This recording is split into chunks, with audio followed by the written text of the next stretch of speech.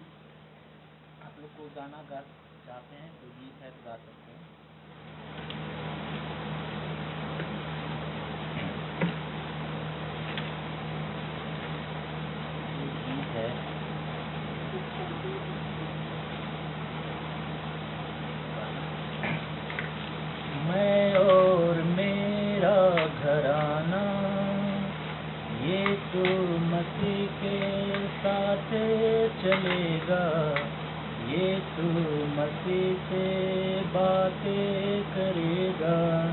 मैं और मेरा घराना यीशु मसीह के साथ चलेगा, यीशु मसीह से बातें करेगा, यीशु मसीह से प्यार करेगा, यीशु मसीह के साथ रहेगा।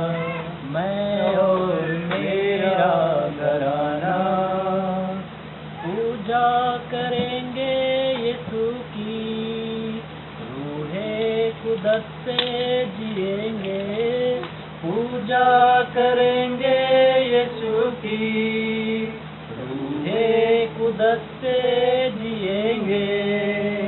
हर बात यीशु मसीह की बुद्धि से करेंगे, हर बात यीशु मसीह की बुद्धि से करेंगे। यीशु मसीह से बातें करेंगे, यीशु मसीह से प्यार करेंगे, यीशु मसीह से बातें करेंगे, यीशु मसीह से प्यार करेंगे।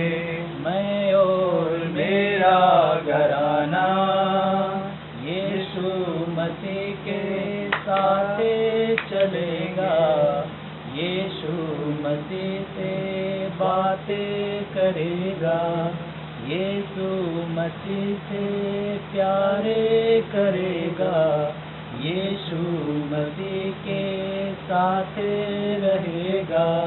मैं और मेरा घराना होगा मिसाल घराना, हालेलुया होगा तराना, होगा मिसाल घराना, हालेलुया होगा तराना। मुश्किल हमें ना दबाए, आसमान से बातें करेंगे, मुश्किल हमें ना दबाए, आत्मा से बातें करेंगे। मैं और मेरा घराना यीशु मसीह के साथ चलेगा, यीशु मसीह से बातें करेगा, यीशु मसीह से प्यारे करेगा, यीशु मसीह के साथ रहेगा। मैं और मेरा घराना।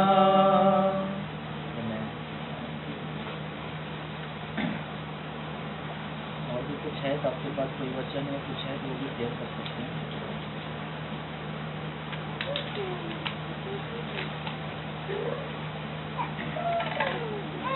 आइए हम अपने आंखों को बंद करेंगे और सरों को झुकाएंगे, छोटी सी दुआ करेंगे, भाई बबलू दुआ में अगुवाई करेंगे और हम सब अपने आंखों को बंद करेंगे और सरों को झुकाएंगे। आइए हम प्रार्थना। धन्यवाद पिता परमेश्वर, स्वर्ग में विराजमान जीव का जिंदा परमेश्वर, आप राजाओं के राजा प्रभुओं के प्रभु हैं, इसके लिए हम धन्यवाद करते हैं। प्रभु जी आपने हमें ये मौका ये अवसर दिया कि प्रभु जी हम आपकी संगति में आने वाले बन सके और प्रभु जी एक मन हो के प्रभु जी हम आपकी आराधना करने वाले बन सके। हम में ऐसी कोई खूबी ना थी कि प्रभु जी हम आपसे वार्तालाप कर सके, परंतु प्रभु जी आपकी दया और करुणा और अनुग्रह ही से प्रभु जी हमें प्रभु जी आपके साथ में आपकी संगति में प्रभु जी हमें उपस्थित किया आपने प्रभु जी। और परमपिता परमेश्वर एक बार मैं आपका धन्यवाद करता हूँ। हम जितना धन्यवाद करें उतना ही कम है, क्योंकि प्रभु जी ये बीते समय में प्रभु जी हम जाने कितने दूर दूर रहे, कितने समय तक रहे प्रभु जी। आज फिर से प्रभु जी आपने हमें एक मन दिया और एक साथ इकट्ठा किया, इसके लिए हम धन्यवाद करते हैं। जो बीते समय में बीमारी नाना प्रकार की परिस्थितियों में प्रभु जी आपने हमें संभाला प्रभु जी, इसके लिए धन्यवाद करते हैं। और परमपिता परमेश्वर, मैं विनती और प्रार्थना निवेदन करता हूँ, यहाँ पे आपकी उपस्थिति मांगते हैं प्रभु जी। आपका वचन बताता है जहाँ 2 या 3 मेरे नाम से इकट्ठे होते हैं, वहाँ पे आपका पवित्र आत्मा वास करता है प्रभु जी। आज प्रभु जी हम में से प्रत्येक भाई के प्रभु जी, जब प्रभु जी यहाँ इकट्ठे हैं प्रभु जी, और आज जाने कहाँ प्रार्थना सभा हो रही होंगी प्रभु, उन सगै जगह प्रभु जी आप उपस्थित होंगे प्रभु जी। आज प्रभु जैसे आए हैं वैसे ही प्रभु जी ना जाने वाले बन सके, परंतु प्रभु जी आपके वचन को सीखने वाले प्रभु जी, आपके गीतों को सीखने वाले प्रभु जी, और प्रभु जी आपकी महिमा करते हुए प्रभु जी, जैसे प्रभु जी वो अंधा प्रभु जी आपके पास में अंधा था प्रभु जी, वो आया प्रभु जी, परंतु वो आँख से देखने लगा तो प्रभु जी आपकी महिमा करते हुए गया प्रभु जी। और परमपिता परमेश्वर प्रभु जी, मैं विनती और प्रार्थना निवेदन करता हूँ प्रभु, आज जो वचन दिया था प्रभु, आज हम सब लोगों के दिलों को छेदने वाला बन सके प्रभु जी। और प्रभु जी जहाँ कहीं भी प्रभु जी ऑनलाइन प्रार्थना सभा होती है प्रभु जी, उनमें भी प्रभु आपका अनुग्रह दया होने वाला बन सके प्रभु जी। और विशेषकर प्रभु जी आने वाले समय के लिए प्रार्थना करते हैं, क्योंकि प्रभु जी जब प्रभु चेले पूछते थे कि प्रभु यीशु मसीह जब तुम जाते हो, जिस समय आओगे उस समय के क्या चिन्ह होंगे प्रभु जी। प्रभु जी आज के समय में भी प्रभु जी वो कुछ चीजें होती हैं प्रभु जी, जैसे राज पे चढ़ाई करना प्रभु जी, अकाल पड़ना प्रभु जी, भूकंप आना प्रभु जी, और प्रभु यीशु मसीह के नाम से प्रभु जी मुर्दे जी उठ रहे हैं प्रभु जी। और कहीं जगह पे प्रभु जी कि यीशु मसीह के नाम से प्रभु जी आ जा रहे हैं कि मैं ही जो आने वाला था वो मैं ही हूँ प्रभु जी। परंतु आपके वचन में लिखा है प्रभु जी कि जो अंत तक धीरज धरे रहेगा प्रभु, उद्धार उसी का होगा प्रभु जी। और प्रभु जी आज प्रभु जी हम प्रभु संख्या में बेशक थोड़े हैं, परंतु प्रभु जी आपकी उपस्थिति प्रभु हमारे जीवनों में होने वाली बन सके, क्योंकि प्रभु आपका वचन बताता है चौड़ा है वो मार्ग जहाँ असंख्य लोग जाते हैं, परंतु सकरा है वो मार्ग जहाँ थोड़े लोग जाते हैं प्रभु जी। और परमपिता परमेश्वर, हम आपकी उपस्थिति में ईमानदारी के साथ में बैठने वाले बन सके, और प्रभु अपनी सारी चिंता फिकर प्रभु जी आपको डालते हैं प्रभु, और सारी चिंता को इस कमरे से बाहर करते हैं प्रभु जी। आपका वचन प्रभु जी हमारे दिलों में बात करने वाला बन सके, यहाँ गीत गाते हैं, वचन सुनते हैं, प्रार्थना करते हैं, प्रत्येक चीज में प्रभु जी आपके नाम की महिमा होने वाली बन सके प्रभु। अभी तक प्रभु जी आपने हमें संभाला प्रभु जी, आगे भी सहायता मत करना। सब कुछ आपके प्रिय पुत्र प्रभु यीशु मसीह के बहुमूल्य और अतुल्य नाम में होकर मांगते हैं, आमीन। बहुत धन्यवाद। आइए हम एक और गीत गाते हैं।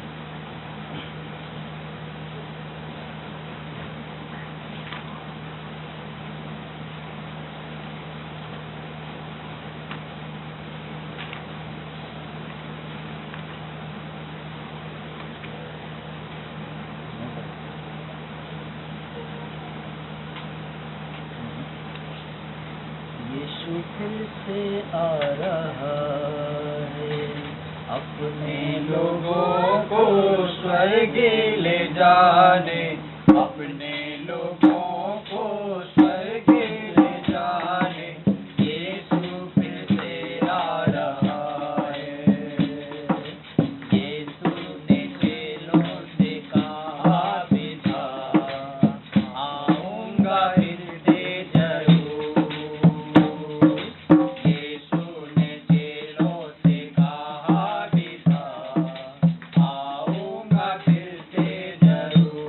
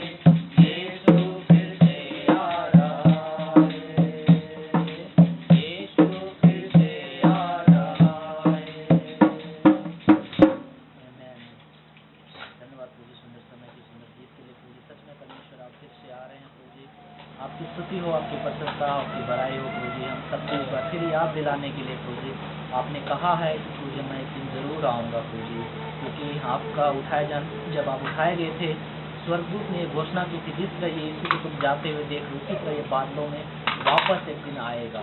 सच में परमेश्वर, हम उस दिन की बाट जोड़ रहे हैं प्रभु जी। हर वे मसीह व्यक्ति जो सच में आपके वचन को मानते हैं और आपके वचन के अनुसार चलते, वो जानते हैं कि आप एक दिन जरूर आएंगे। होने दे प्रभु जी, हम अपने जीवन को जांचते रहें, परखते रहें प्रभु जी, ताकि हम अपने जीवन को एक खरा जीवन बना सके, ताकि हम आपके सामने सच में एक विश्वास योग्य बन सके प्रभु जी। तो आप हमारी मदद करें, सहायता करें प्रभु जी। आपकी महिमा, आपकी बड़ाई हो, आपकी स्तुति हो प्रभु जी। आप सच में प्रभु जी आप ही आदि हैं, आप ही अंत हैं, आप ही अल्फा हैं, आप ही ओमेगा है प्रभु जी। आप ही समस्त सृष्टि के करता, आप ही जगत के तारनहार है प्रभु जी। आपने हमारे उद्धार करता है, आपने हमें संतान होने का अधिकार दिया, आपने हमें एक अनंत जीवन दिया प्रभु जी। आपने हमें पवित्र आत्मा से भरा, आपने हमें पवित्र वचन दिया प्रभु जी, इसलिए हम धन्यवाद देते हैं प्रभु जी। आप बड़े प्रभु जी, हम घटे प्रभु जी। सारा आदर, सारा महिमा, सारा इज्जत आप होंगे। आपकी स्तुति, आपकी प्रशंसा हम सबके जीवन के द्वारा होती है। जैसा आप पवित्र हैं, हम सब अपने जीवन में पवित्र बन सके प्रभु जी। पवित्र आत्मा हम सबकी मदद कर सके। सब कुछ आपके प्रिय बेटे यीशु मसीह के नाम से आमीन। आइए हम एक और अंतिम गीत को गाएंगे।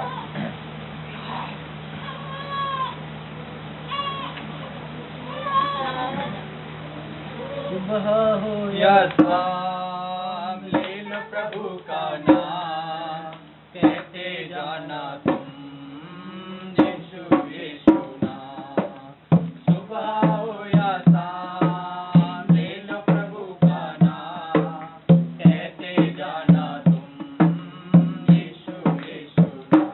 यीशु नाम, यीशु नाम, यीशु नाम, यीशु नाम, ओ यीशु नाम, यीशु नाम, यीशु नाम, यीशु नाम। बिगड़ी बनाने वाला यीशु, राह दिखाने वाला यीशु, बिगड़ी बनाने वाला यीशु, राह दिखाने वाला यीशु, सारे गुनाहों को दूर करेगा, जीवन में शांति आनंद भरेगा, सारे दुखों को दूर करेगा, जीवन में शांति आनंद भरेगा। सुबह हो या शाम ले लो प्रभु का नाम, कहते जाना तुम यीशु यीशु नाम। सुबह हो या शाम ले लो प्रभु का नाम, कहते जाना तुम यीशु यीशु नाम। ओ यीशु नाम, यीशु नाम, यीशु नाम, यीशु नाम, ओ यीशु नाम, यीशु नाम, यीशु नाम, यीशु नाम। मार्ग सत्य जीवन यीशु मसीह है, जीवन की रोटी यीशु मसीह है। मार्ग सत्य जीवन यीशु मसीह है, जीवन की रोटी यीशु मसीह है। देरी करोगे जल्दी आओ, आकर जीवन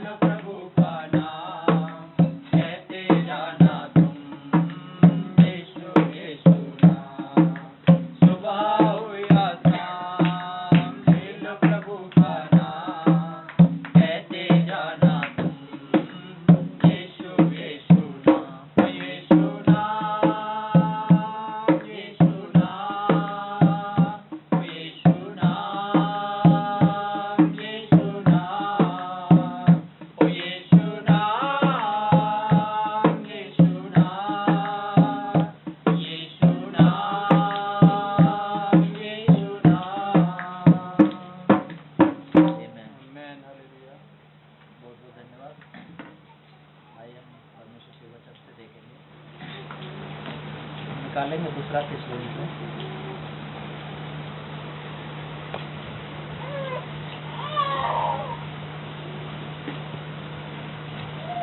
दूसरा थिस्सलुनीकियों 2 अध्याय 13 से लेकर हम 17 तक पढ़ेंगे। दूसरा थिस्सलुनीकियों 2 अध्याय 13 से लेकर 17।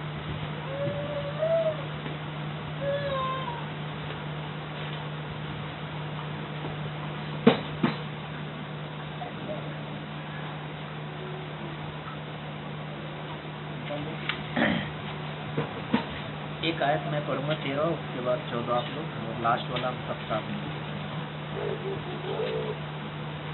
दूसरा थिस्सलुनीकियों 2 अध्याय 13 से लेकर 17। 13 में पढ़ता हूँ, उसके बाद 14 आप लोग, उसके बाद मैं, उसके बाद लास्ट वाला साथ में। हे भाइयों और प्रभु के प्रिय लोगों, चाहिए कि हम तुम्हारे विषय में सदा परमेश्वर का धन्यवाद करते रहें, क्योंकि परमेश्वर ने आदि से तुम्हें चुन लिया कि आत्मा के द्वारा पवित्र बनकर और सत्य की प्रतीत कर कर उद्धार पाओ, जिसके लिए उसने तुम्हें सारे सुसमाचार के द्वारा बुलाया कि तुम हमारे प्रभु यीशु मसीह की महिमा प्राप्त करो। इसलिए हे भाइयों, स्थिर रहो और जो बातें तुमने चाहे वचन या पत्री के द्वारा हमसे सीखी है उन्हें थामे रहो। हमारा प्रभु यीशु मसीह आप ही और हमारा पिता परमेश्वर, जिसने हमसे प्रेम रखा और अनुग्रह दी है, 17 में से तुम्हारे मनों में शांति दे और तुम्हें हर एक अच्छे काम और वचन में दृढ़ करे। धन्यवाद पूजी सुंदर वचन के लिए पूजी, होने दे पूजी हम वचन में और हर एक अच्छे काम में हम दृढ़ बन सके पूजी, हम आपके उद्धार के काम में आगे बढ़ने वाला बन सके पूजी, हम आपकी पवित्रता में हमेशा आगे बढ़ने वाला बन सके पूजी, आपके अनुग्रह, आपकी ज्ञान, आपकी पहचान में हम बढ़ सके पूजी, हम विश्वास में दृढ़ बन सके पूजी, आप हमारी मदद करें। पवित्र आत्मा हमारी मदद करे पूजी। हम सब नहीं जानते कि हम आपके वचन को कैसे समझे, लेकिन आपकी पवित्र आत्मा ही हमें समझाती है पूजी, वही हमें सिखाती है पूजी। आज होने दे पूजी हमारी बुद्धि और हमारी समझ को खोलिए, ताकि हम पवित्र आत्मा का अगुवाई में आपके वचन को समझ सके पूजी और सीख सके और उसके अनुसार चल सके। सारा आदर, सारा महिमा, सारा जिता आपको देते इस प्रार्थना में हमारे उद्धार करता है यीशु मसीह के नाम से मांगते हैं, आमीन। बहुत बहुत धन्यवाद। और हम लोग बहुत समय के बाद मिले हैं, काफ़ी दिन महीने गुजर गए और इतने समय के बाद हम सब एक साथ इकट्ठे हो पाए, और प्रभु का हम धन्यवाद देते हैं कि प्रभु ने हमें एक साथ जोड़ा, फिर से हमें एक और मौका दिया कि हम फिर से हम एक नए जीवन की शुरुआत कर सकें, क्योंकि बाइबल इस बात को बताती है यदि कोई मसीह में है तो वो क्या है, एक नई सृष्टि है, पुरानी बातें बीत गई, देखो सब नहीं होगी। हम मसीह जीवन जब हम सुबह परमेश्वर हमें देखने को देता हुए तो नया जीवन होता है, एक नई शुरुआत होती है। परमेश्वर चाहता है कि हम हर दिन एक नई सृष्टि बनकर जीने वाला बन सकें। तो होने दे हम परमेश्वर की महिमा एक नए तरीके से करने वाला बन सके, हर दिन हम एक नए तरीके से शुरुआत कर सके और उसके नाम की हम महिमा करने वाला बन सके। जैसा यहाँ पौलुस थिस्सलुनीकियों की कलीसिया को लिख रहा है 13वीं आयत में कि दृढ़ बने रहो। दृढ़ मतलब स्थिरता हमारे जीवन में होनी चाहिए, एक मजबूती हमारे जीवन में होनी चाहिए, जो अधिकतर लोगों में नहीं मिलता देखने को। और यहाँ पे कहीं ना कहीं इस कलीसिया में भी पौलुस को देखने को मिला होगा कि बहुत सारे लोग वचन में दृढ़ नहीं है, वचन में मजबूत नहीं है, दृढ़ नहीं है, और पवित्रता में, सत्य में, उद्धार में, बहुत सारी चीज़ों में मजबूत नहीं है। लेकिन यहाँ पे पौलुस उनको प्रोत्साहन करता है कि हम दृढ़ बने रहें, हम अपने जीवन को मजबूत बनाएं। इसलिए प्रभु यीशु मसीह भी अपने सुसमाचार में मत्ती, मरकुस, लूका जब हम पढ़ते हैं, यूहन्ना जब पढ़ते हैं, यूहन्ना मत्ती, मरकुस, लूका में जब लिखा गया कि एक मनुष्य है जो मेरा वचन सुनता है वो किसके समान है, बताया गया वहाँ पे जो वचन सुनता है वो किसके समान है, वो उस मनुष्य के समान है जिसने अपना घर कहाँ बनाया, चट्टान पे बनाया। सिर्फ सुनता नहीं बल्कि उसको मानता है, उसके अनुसार चलता है। तो वो अपना घर अपना चट्टान पे बनाया, और बाढ़ें आई, आंधी आई, उस घर से टकराई, लेकिन वो घर ज्यों का त्यों बना रहा है। क्यों बना रहा है? क्योंकि उसने अपना घर चट्टान पे बनाया। और चट्टान का वो कौन है? उस चट्टान किसको दर्शाता है? चट्टान प्रभु यीशु मसीह को दर्शाता है। तो हम जानते हैं कि हम अपना घर, प्रभु यीशु मसीह कौन है? यूहन्ना 1 अध्याय 1 आयत के अनुसार, आदि में वचन था, वचन परमेश्वर के साथ था, वचन परमेश्वर था। तो यीशु मसीह कौन है? खुद वचन है। और वचन क्या है? चट्टान है। और जब हम वचन के ऊपर घर बनाते हैं, वो घर चाहे आंधी आए, आंधी मतलब चाहे समस्या है, दुख है, तकलीफ आए, परेशानी है, आपके जीवनों में आएगी, टकराएगी, आपको गिराने की कोशिश करेगी, लेकिन आप कभी नहीं गिरेगा। आप ज्यों का त्यों बने रहे। क्यों? क्योंकि आपने खुदा के वचन को सुना, उसको माना और उसके अनुसार चलते हैं, और आपका घर ज्यों का त्यों अब तक बना हुआ। क्यों बना है? क्योंकि आपके वचन में दृढ़ है, मजबूत है, आपने खुदा के वचन को माना, इसलिए आपका घर बना है। और बहुत सारे लोग क्यों नहीं संगति में नहीं आ पा रहे, या वचन नहीं पढ़ पा रहे, या प्रार्थना नहीं कर पा रहे? क्योंकि उसने खुदा के वचन को सुना तो सही, लेकिन उसने उसको मानने की कोशिश नहीं की, उसके अनुसार चलने की कोशिश नहीं की, जिसके कारण वो अपने मसीह जीवन में, उसके वचन में, उसकी प्रार्थना जीवन में और पवित्रता में वो मजबूत नहीं है, वो दृढ़ नहीं है। क्यों? क्योंकि हम सिर्फ सुनने वाले। इसलिए आपको बताता है कि जो वचन के सुनने वाले, वो उस मनुष्य के समान है, वो उस मनुष्य के समान है जो अपना चेहरा दर्पण में देखता है, लेकिन बाद में भूल जाता है कि मैं कैसा हूँ। ये सिर्फ वचन को सुनने वाले नहीं, बल्कि उसके अनुसार हम चलने वाला भी बने। इसलिए हम याद रखें, सिर्फ सुनना काफ़ी नहीं है। इसलिए हम बीज बोने वाले दृष्टांत में प्रभु मसीह इस बात को बताया।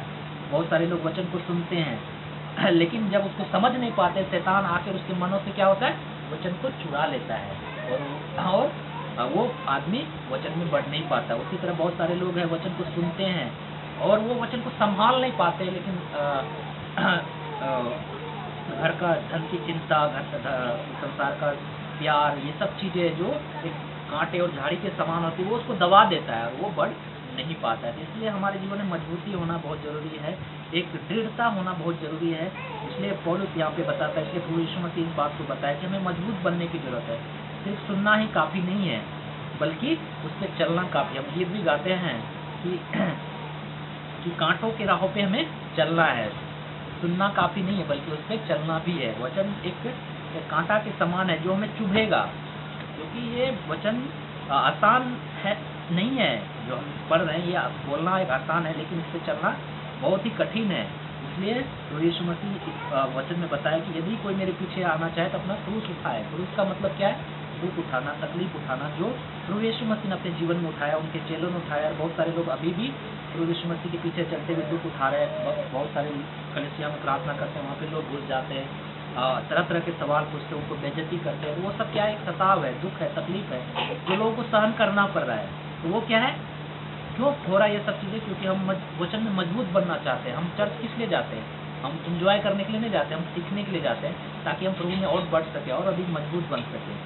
इसलिए हम चर्च जाते हैं। चर्च इसलिए नहीं जाते अगर संडे जाना ही है, प्रभु ने बोला है, नहीं, बल्कि हम इसलिए जाते हैं ताकि हम संगति में मजबूत बन सकें, वचन में मजबूत बन सके, ताकि कुछ और नई चीज़ों को हम सीख सकें। तो यहाँ पे लिखा है कि हे भाइयों और प्रभु के प्रिय लोगों, कितनी अद्भुत बात पौलुस यहाँ पे उसके समझाने के तरीका आप देखिए क्या बोलता है। सबसे पहले हम सब क्या है? भाई हैं।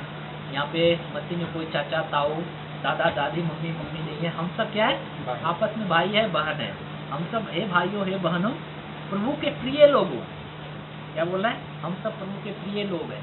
परमेश्वर हमसे प्रेम करता है। आप बोलेंगे भाई हमने तो कभी परमेश्वर से प्रेम नहीं किया। कोई बात नहीं, आपने कभी प्रेम नहीं किया, हो सकता है अभी सुनने आप प्रेम नहीं करते, बल्कि ऊपर से सुनने के लिए आ गए, लेकिन खुदा आपसे प्रेम करता है। जब उड़ाव पुत्र की कहानी को हम सुनते हैं, तो उस उड़ाव पुत्र की कहानी को क्या दर्शाता है कि एक प्रेमी पिता अपने बच्चे का इंतजार कर रहा है, बल्कि उसका बच्चा उसको छोड़ के चला गया, लेकिन उसके बच्चे के मन में विचार क्या आ रहा है कि मैं पिता के घर में जाऊंगा, एक नौकर के तौर पर रह लूंगा, क्योंकि मैंने पाप किया है स्वर्ग के विरोध में, पिता के विरोध में। लेकिन पिता क्या सोच रहा है? कब मेरा बेटा आएगा, कब मैं उसको दौड़ के गले से लगाऊंगा। तो वो कहानी एक परमेश्वर और परमेश्वर के बच्चों को दर्शाता है कि परमेश्वर इंतजार कर रहा है, कब आएगा मेरा बच्चा, कब मेरा बेटा बेटी आएगा मेरे पास, पापों से मन फिराएगा और मैं उसको गले लगाऊंगा, उसको चूमूंगा, उसको धार्मिकता का वस्त्र पहनाऊंगा, उसको पवित्रता का अंगूठी पहनाऊंगा और उसको सुसमाचार की तैयारी के जूते पहनाऊंगा। वो सब चीज़ पहनाने के लिए वो तैयार है, लेकिन शर्त क्या है कि आप फिरेंगे तो पिता दौड़कर आपको गले लगाएगा। इसलिए पहला कदम आपको बढ़ाना, पहला कदम क्या है? अपने पापों से मन फिराना और परमेश्वर के पास चल के आना।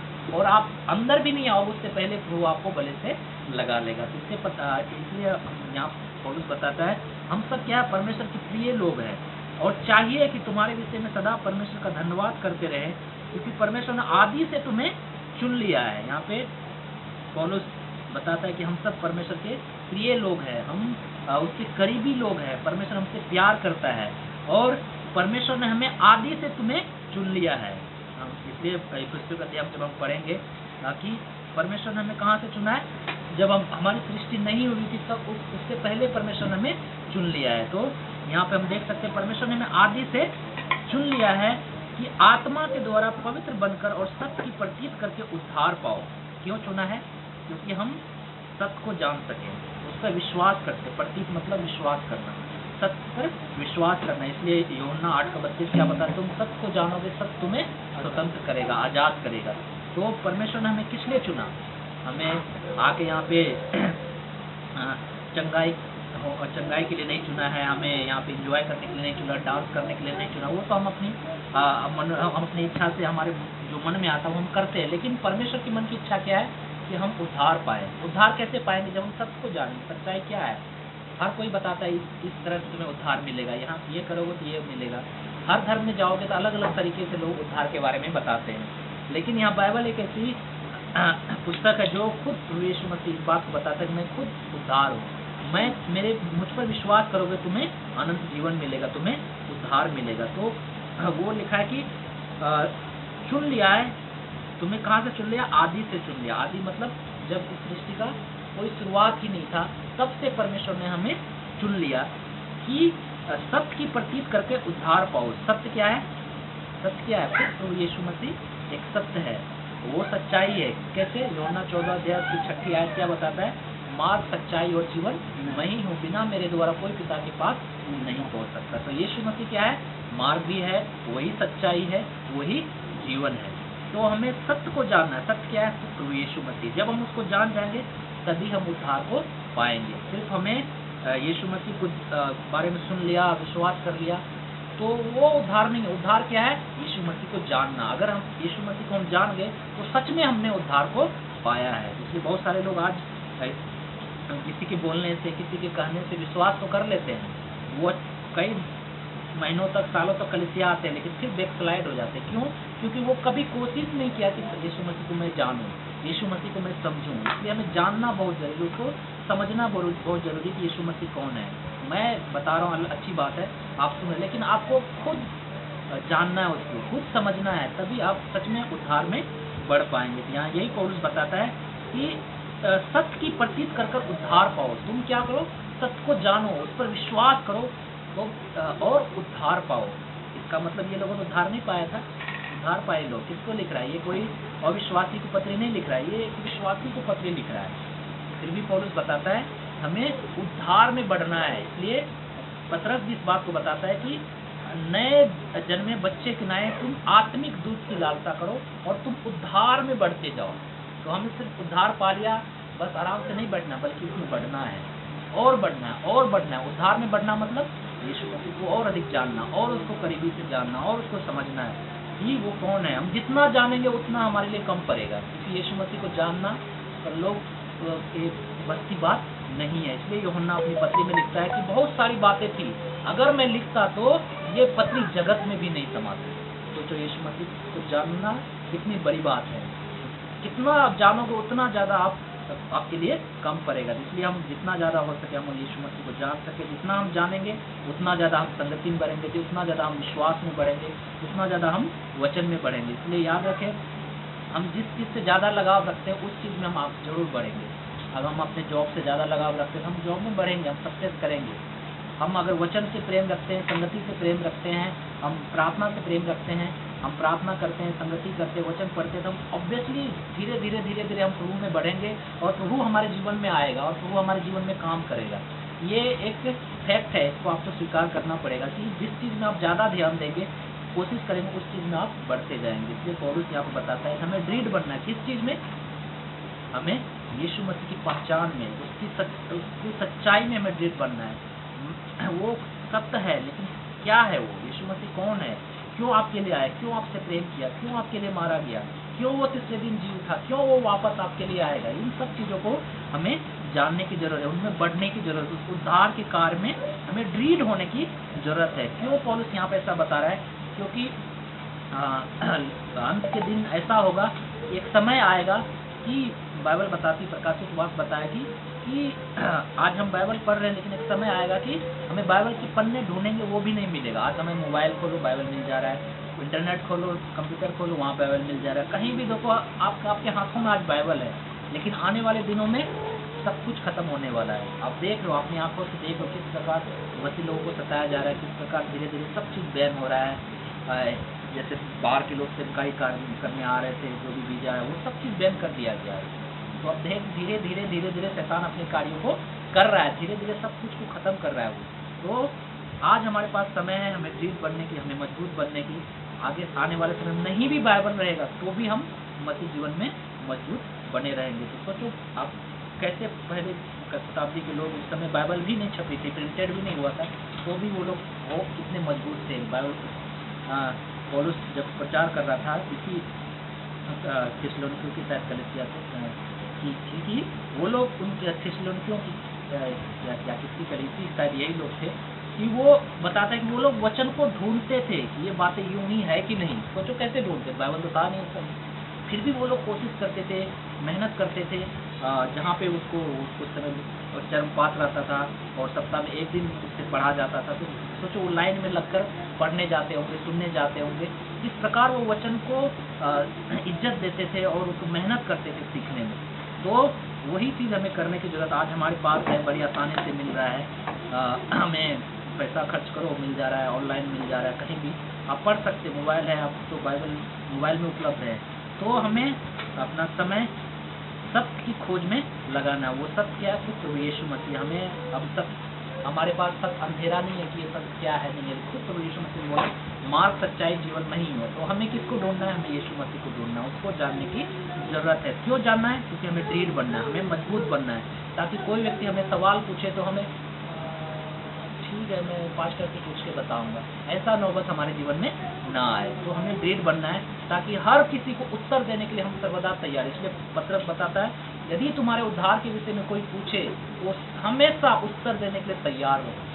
तो कैसे तैयार रहेंगे? जब हम वचन में दृढ़ बनेंगे, उसको जानेंगे, उसको समझेंगे, तभी हम अगले व्यक्ति को उत्तर दे पाएंगे। आज बहुत सारे लोग मसीह को नहीं जान पाते क्योंकि लोग उनको सही शिक्षा को बता नहीं पा रहे। उनके पास जीवन मन में सवाल है, बहुत सारे सवाल है, लेकिन उनके सवालों का जवाब मसीह लोग दे नहीं पा रहे हैं, जिसके कारण मसीह में लोग विश्वास नहीं करते या तो लोग गलत तरीके से उनको बताते हैं, जिसके कारण वो मसीह में नहीं आते। इसलिए हमें सही तरीके से उत्तर देना हमें आना चाहिए। इसलिए पत्रस भी इस बात को बताता है, पौलुस भी इस बात को बताता है, और भी अन्नदास इसी बात को बताता है कि हमें उत्तर देने के लिए हमेशा तैयार रहना है। और लिखा है कि जिसके लिए उसने तुम्हें हमारे सुसमाचार के द्वारा बुलाया कि तुम हमारे प्रभु यीशु मसीह की महिमा को प्राप्त करो। क्या प्राप्त करो? जो हमें बुलाया गया सुसमाचार के द्वारा, हमें बुलाया गया। हम सब कैसे आए? सुसमाचार के द्वारा। हमने कहीं न कहीं किसी न किसी ने हमें सुसमाचार को सुनाया और हम इस सुसमाचार के द्वारा प्रभु के पास आए। क्यों आए? ताकि हम यीशु मसीह की महिमा को प्राप्त करें। महिमा होता क्या है? महिमा कैसे होती है? एक कॉलेज, बाइबल कॉलेज के स्टूडेंट, बाइबल कॉलेज था, वहाँ बहुत सारे स्टूडेंट पढ़ते हैं, हम सब जानते हैं। वहाँ पे एक व्यक्ति प्रचार करने गया, उसने बोला कि आप ये बताओ कि आप यीशु मसीह की महिमा अपने जीवन के द्वारा कैसे करोगे? महिमा होता क्या? कैसे करोगे आप अपने जीवन के द्वारा? बाइबल कॉलेज में पढ़ रहा है, लेकिन वो उसको ये पता नहीं कि महिमा क्या होता है, कैसे महिमा करनी। कोई उत्तर नहीं दे सका, वो व्यक्ति स्तब्ध रह गया। ये बाइबल कॉलेज है, ये स्टूडेंट है, ये आगे चलकर यहाँ से निकल कर क्या करेंगे? कैसे यीशु मसीह के कार्य को आगे बढ़ाएंगे? तो बहुत सारे बाइबल कॉलेज आज जो भी जा रहे हैं वो लोग वहाँ से निकल कर क्या करते हैं? या तो कॉल सेंटर में जॉब करते हैं या किसी MNC में जॉब करते हैं, लेकिन पढ़ते क्या है? हम सेवकाई करेंगे। लेकिन आने के बाद उसका मकसद कुछ और हो जाता है, क्योंकि वो सही शिक्षा, सही निर्देश वहाँ से नहीं मिल पाता है। तो महिमा क्या है? यीशु मसीह ने कैसे महिमा को प्राप्त किया है? यीशु मसीह ने क्या किया? उसने कैसे पिता की महिमा की? कैसे की? उसने पिता की बातों को माना, जो उसको कार्य को पिता ने करने दिया उस कार्य को उसने पूरा किया। इसलिए प्रभु यीशु मसीह बोला मैंने अपने पिता की महिमा की, क्योंकि उसने जो मुझे कार्य दिया मैंने उसे पूरा किया और उसे पूरा करके मैंने अपने पिता की महिमा की। तो हम महिमा कैसे करते हैं? जो यीशु मसीह ने बोला है अगर हम उसको करते हैं उससे पिता की महिमा होती है, यीशु मसीह की महिमा होती है। उसने बोला पवित्र बनो, अगर हम अपने जीवन में पवित्र बनते हैं इससे खुदा की महिमा होती है। अगर हम प्रेम करते हैं दूसरों से इससे खुदा की महिमा होती है। अगर हम नम्र बनते हैं, दीन बनते हैं, इससे पिता की महिमा होती है। पिता की महिमा ये नहीं होती कि हम किसी को प्रार्थना की और चंगे हो गए, उससे महिमा नहीं होती। पिता की महिमा ये होती आप अपने प्रतिदिन के जीवन में कैसे उसकी महिमा करते हो। आप नम्र बन रहे हो, आप दूसरों से प्रेम कर रहे हो, आप दूसरों को माफ कर रहे हो, आप परमेश्वर की आज्ञाओं को मान रहे हो, इससे खुदा की महिमा होती है। इसलिए बोला कि तुम यीशु मसीह की महिमा प्राप्त करो। यीशु मसीह की महिमा क्या मतलब? यीशु मसीह ने जैसे पिता की महिमा की उस महिमा को अपने जीवन में तुम अपनाओ, उसके अनुसार तुम करो, उसके जैसा तुम प्रेम करो, उसके जैसा तुम पिता की आज्ञाओं को मानो, उसके जैसा तुम नम्र बनो, उसके जैसा तुम दीन बनो, उसके जैसा तुम सहनशील बनो। इससे क्या होती है? परमेश्वर की महिमा होती है, इससे यीशु मसीह की महिमा होती है। ये होता है महिमा का मतलब। और उसमें आगे लिखता है 15वीं आयत में, इसलिए हे भाइयों स्थिर रहो और जो जो बातें तुमने चाहे वचन या पत्री के द्वारा हमसे सीखी है उन्हें थामे रहो। सबसे पहले यहाँ पौलुस क्या बताता है? इसलिए हे भाइयों स्थिर रहो। क्या रहे?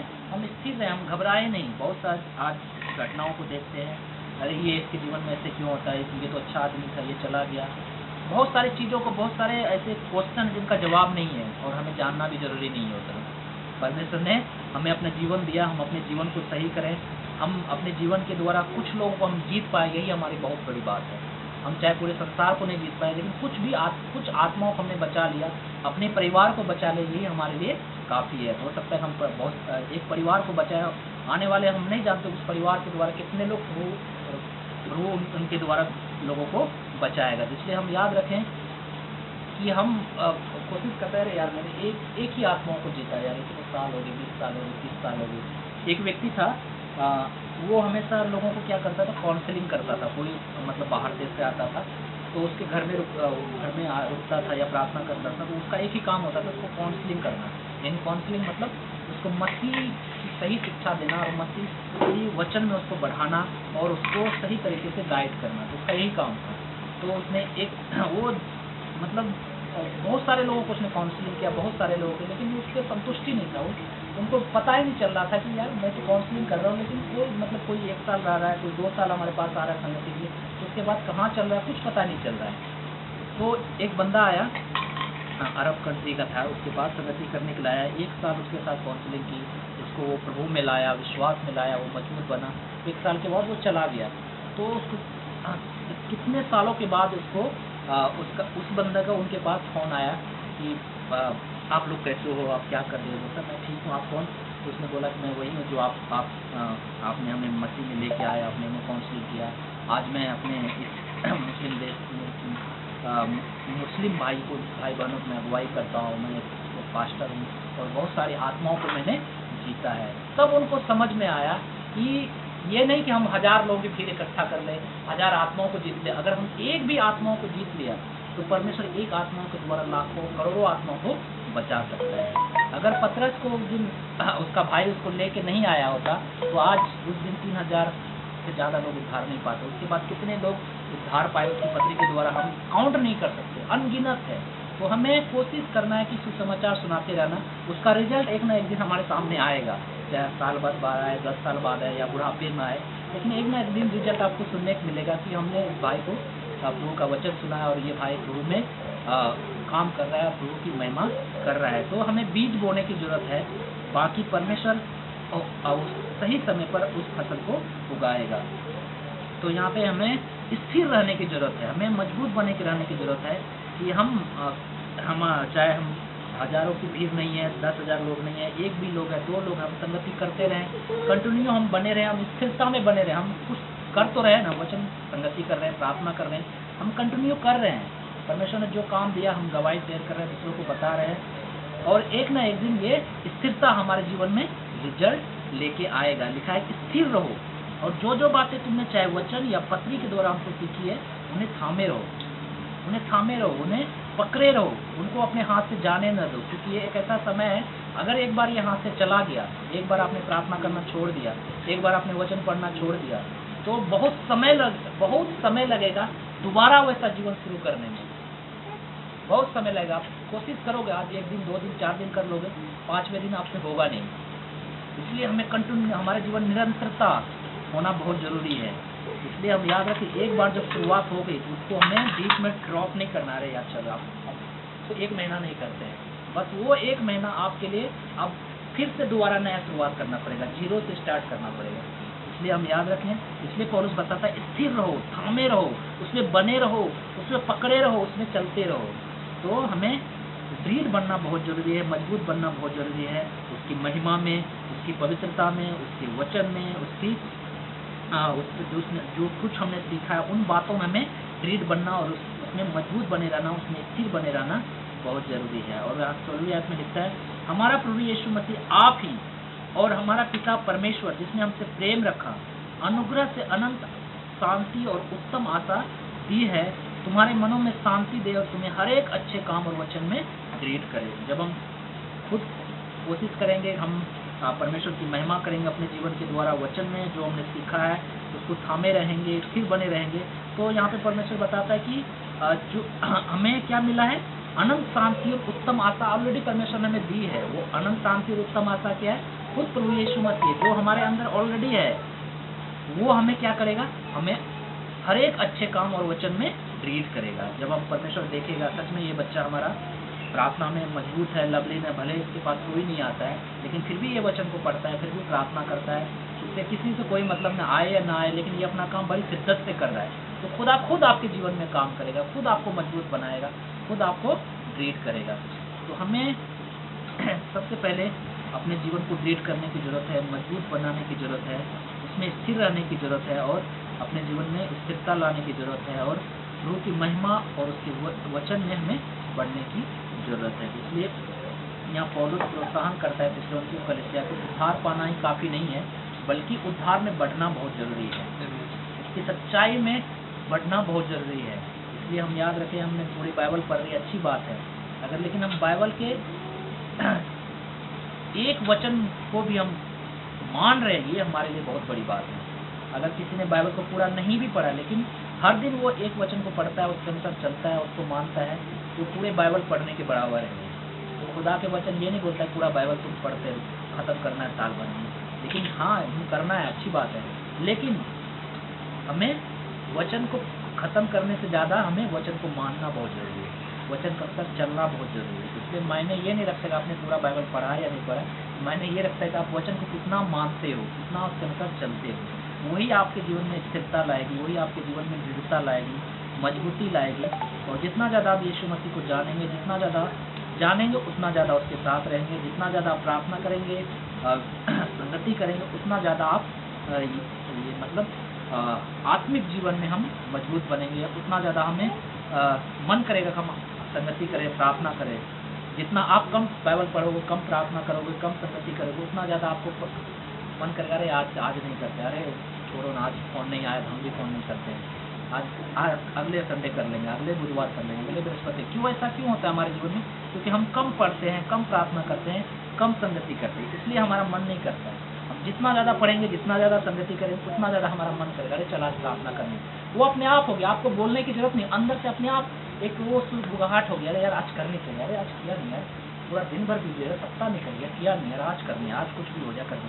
वो आपके अंदर अपने आप जागेगा। लेकिन आप कम प्रार्थना करेंगे, 5 मिनट सुबह बाइबल पढ़ लिया बस हो गया, तो वो नहीं आएगा आपके जीवन से अंदर से आज प्रार्थना करने की, वो आएगा ही नहीं। क्योंकि जिस चीज़ से आप लगाव होता है, जिस चीज़ को आप ज़्यादा इंपॉर्टेंस देते हैं, वो चीज़ आपको करने का ज़्यादा मन करता है। तो यहाँ पे आप यार पौलुस इसी बात को बताता है कि हमें किस चीज़ में हमें मजबूत बनना है, दृढ़ बनना है, वो है हमें परमेश्वर की सच्चाई में, उसके उद्धार में हमें दृढ़ बनना है, उसकी महिमा में हमें आगे अपने जीवन के द्वारा करनी है, और वचन में हमें वचन जो हमने सीखा है, चाहे पत्री के द्वारा चाहे किसी के द्वारा, हम उसको थामे रहें, उसको हम जाने नहीं दें। क्योंकि एक बार वो चला गया तो शैतान बहुत चालाक है, वो दोबारा आपको बढ़ने नहीं देगा। तो इसलिए आप घर जाके वो वचन फिर से पढ़िए, बीज बोने वाले दृष्टांत, वो यही चीज़ को दर्शाता है। जिन लोगों ने वचन को नहीं थामे रहा, उसके जीवन में क्या आया, शैतान वचन को चुरा के लेकर चला गया।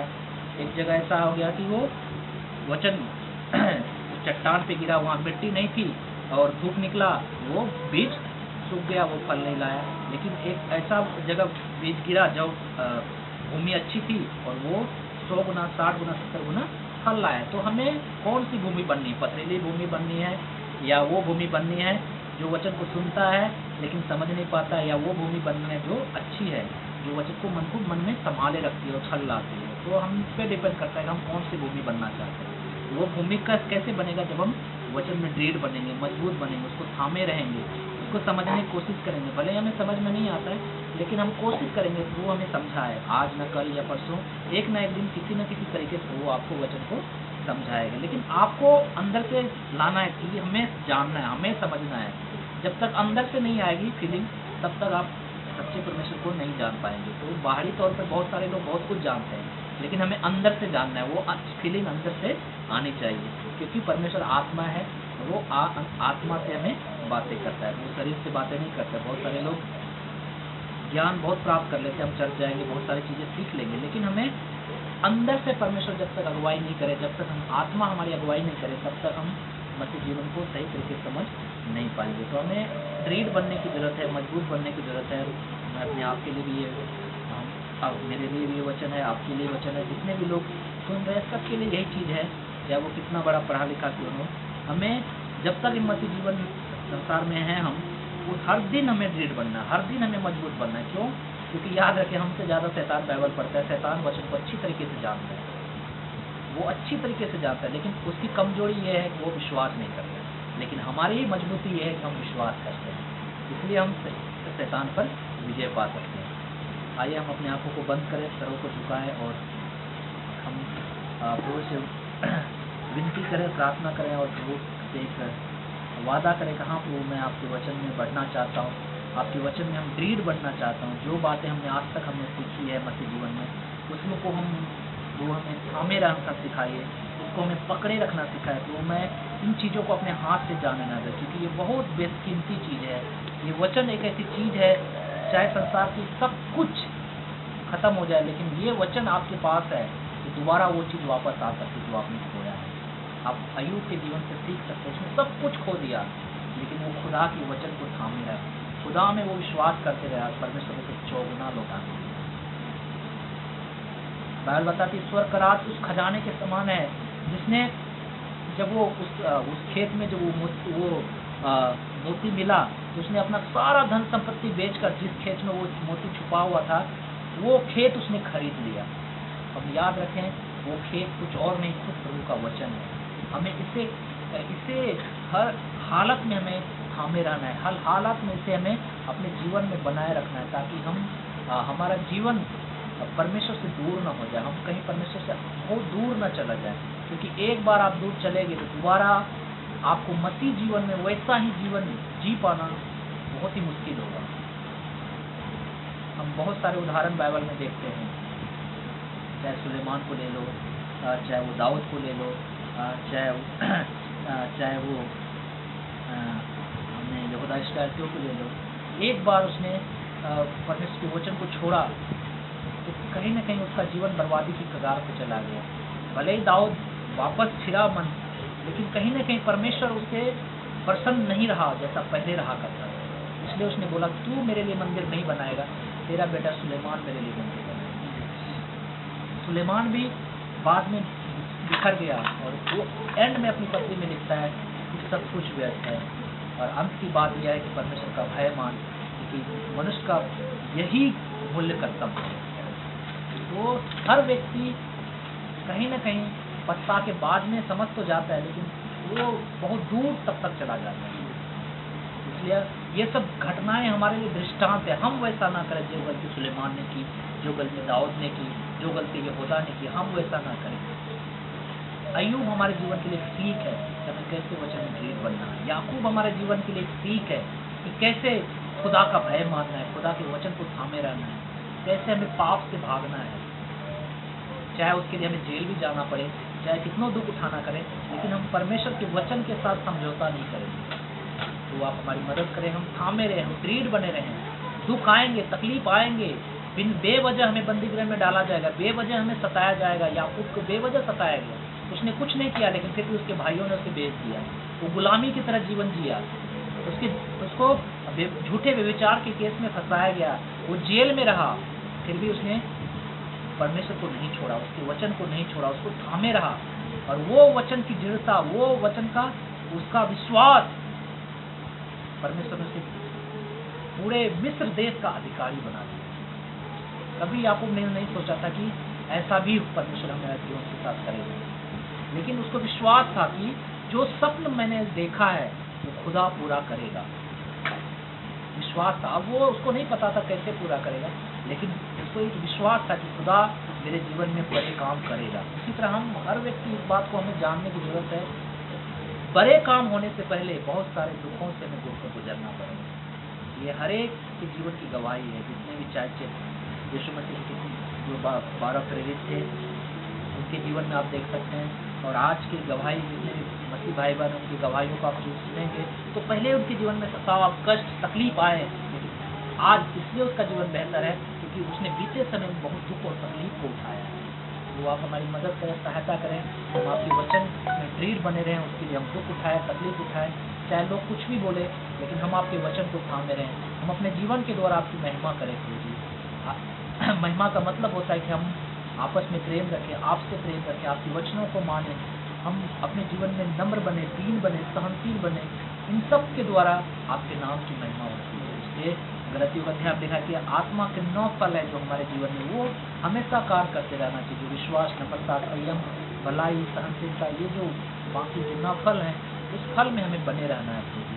तो आप हमारी मदद करें, सहायता करें प्रभु जी। हम आपके वचन में दृढ़ बने, मजबूत बने, ताकि हम दूसरों के लिए आशीष का कारण बन सके और आपकी महिमा का कारण बन सके। सारा आदर, सारा महिमा, सारा जित आपको देते हैं।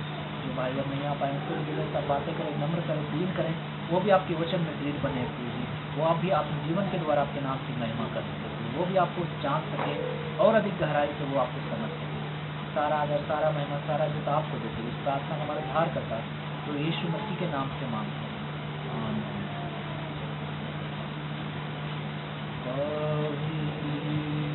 अति पवित्र सेनाओं का प्रभु, पवित्र अति पवित्र सेनाओं का प्रभु। यशाया ने देखा प्रभु को ऊंचाई पर, बैठा सिंहासन पर, राजाओं का राजा। यशाया ने देखा प्रभु को ऊंचाई पर, बैठा सिंहासन पर, राजाओं का राजा। उसकी महिमा से मंदिर भर गया, दूतों ने गाया, पवित्र पवित्र अति पवित्र सेनाओं का प्रभु, पवित्र अति पवित्र सेनाओं का प्रभु।